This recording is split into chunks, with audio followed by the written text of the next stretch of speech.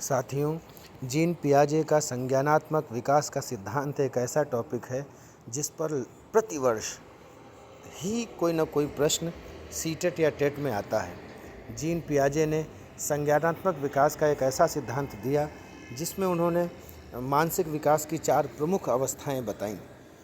इन्होंने विशेष रूप से यह बताया कि बच्चे जो हैं अपने अनुभवों को अपने दिमाग में संगठित और अनुकूलित या अडॉप्ट करते हैं। कई बार प्रश्न अनुकूलन पे आ जाता है कि यदि अनुकूलित कर रहा है तो ये किसका सिद्धांत है। तो आपको यह याद रखना है कि ये संज्ञानात्मक विकास का सिद्धांत है। ज्ञान अर्जन एक सतत प्रक्रिया है जिसमें बच्चा अपने अनुभवों का उपयोग करके सोचने के नए तरीके सीखता है। इसके बाद 4 प्रमुख अवस्थाएं आपके सामने हैं। पहली अवस्था है संवेदी पेशीय यानी सेंसरी मोटर, जन्म से 2 वर्ष की। दूसरी अवस्था है पूर्व संचालन प्री ऑपरेशनल 2 से 7, मूर्त संक्रियात्मक 7 से 12, औपचारिक संक्रियात्मक 12 वर्ष से अधिक। जैसा कि नाम से ही पता चलता है कि उनकी विशेषताएं क्या हैं। संवेदिक पेशीय यानी जन्म से 2 वर्ष बच्चा गतिशील क्रियाओं से सीखता है और इंद्रियों से सीखता है। पूर्व संचालन यानी प्री ऑपरेशनल ये 2 से 7 वर्ष का है। यहाँ पे बच्चा भाषा के माध्यम से, प्रतीक और कल्पना के माध्यम से सीखना शुरू कर देता है, लेकिन उसके पास तर्क शक्ति का अभाव रहता है। उतने विस्तृत या व्यापक रूप में वह तर्क नहीं कर पाता है। इसके बाद मूर्त संक्रियात्मक है कि यह वो अवस्था है जब बच्चे ठोस वस्तुओं पर तर्क करते हैं। अमूर्तता विकसित अभी नहीं हो पाती है, संकल्पनाओं को उल्टा पलटा देखना शुरू कर देते हैं। और औपचारिक संक्रियात्मक का अर्थ है कि बच्चे 12 वर्ष से अधिक हो चुके हैं। अब अमूर्त रूप से वे चीज़ों को सोचने समझने लगते हैं। परिकल्पनात्मक सोच उनकी आती है, बहुविकल्पीय समस्या हल करने में सक्षम है। कुछ अन्य महत्वपूर्ण अवधारणाएं भी हैं। पियाजे के अनुसार बच्चे का सीखना अनुकूलन व संगठन की प्रक्रिया से संचालित होता है। यहाँ पे ये दोनों बातें विशेष रूप से ध्यान रखने वाली हैं, अनुकूलन व संगठन की प्रक्रिया।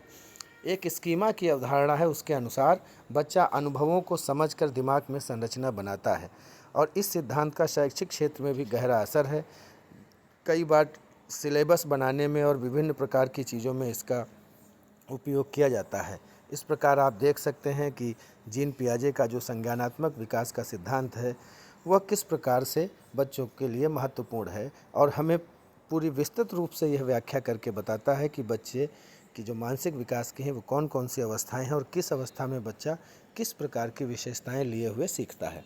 इससे पूर्व के वीडियो में मैंने आपसे बताया था कि कोहलबर्ग का नैतिक विकास का सिद्धांत क्या है।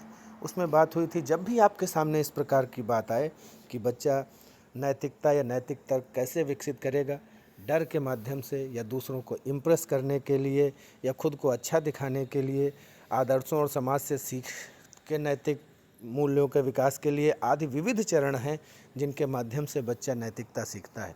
जब भी नैतिक तर्क और नैतिक विकास की बात होगी तो कोहलबर्ग का नाम लिया जाएगा, और जब भी संज्ञानात्मक विकास और उसके चरणों की बात होगी तो जीन पियाजे का नाम लिया जाएगा।